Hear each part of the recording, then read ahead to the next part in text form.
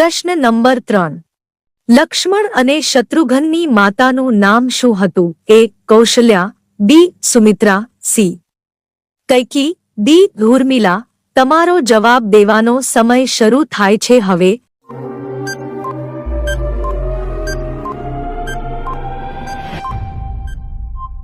સાચો જવાબ છે બી. સુમિત્રા.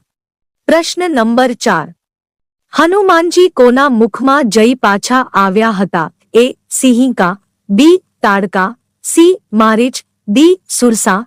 તમારો જવાબ દેવાનો સમય શરૂ થાય છે હવે.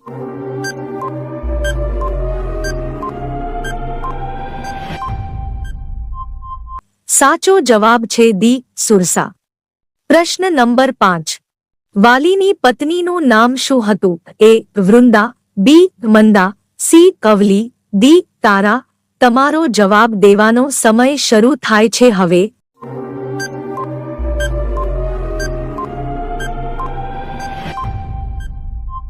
સાચો જવાબ છે ડી. તારા. સાથીઓ, વિડિયો ગમે તો લાઈક કરો, સબસ્ક્રાઇબ કરી બેલ આઇકોન ઓન કરી દેજો. પ્રશ્ન નંબર 6.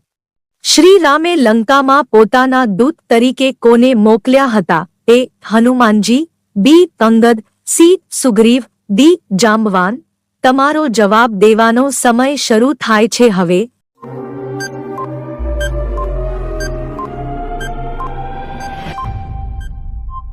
સાચો જવાબ છે બી. અંગદ. પ્રશ્ન નંબર 7.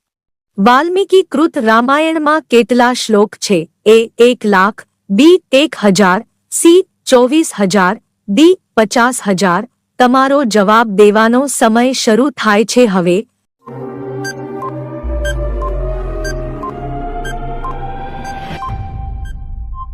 સાચો જવાબ છે સી. 24,000. પ્રશ્ન નંબર 8. શ્રીરામને વનવાસ આપવાની પ્રેરણા કૈકેયીને કોના તરફથી મળી? એ. મંથરા, બી. સુમિત્રા, સી. મમતા, ડી. મંદોદરી. તમારો જવાબ દેવાનો સમય શરૂ થાય છે હવે.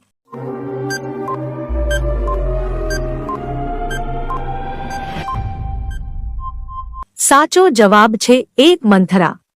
પ્રશ્ન નંબર 9.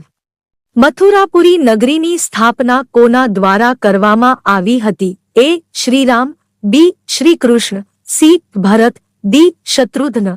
તમારો જવાબ દેવાનો સમય શરૂ થાય છે હવે.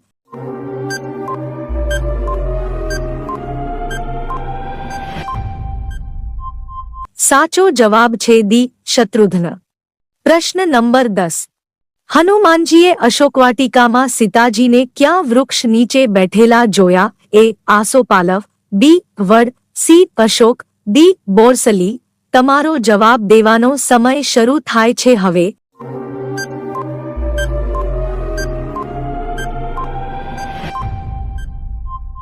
સાચો જવાબ છે બી. વડ. સાથીઓ, વિડિયો ગમે તો લાઈક કરો, સબસ્ક્રાઇબ કરી બેલ આઇકોન ઓન કરી દેજો. પ્રશ્ન નંબર 11.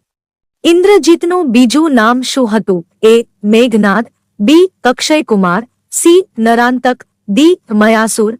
તમારો જવાબ દેવાનો સમય શરૂ થાય છે હવે.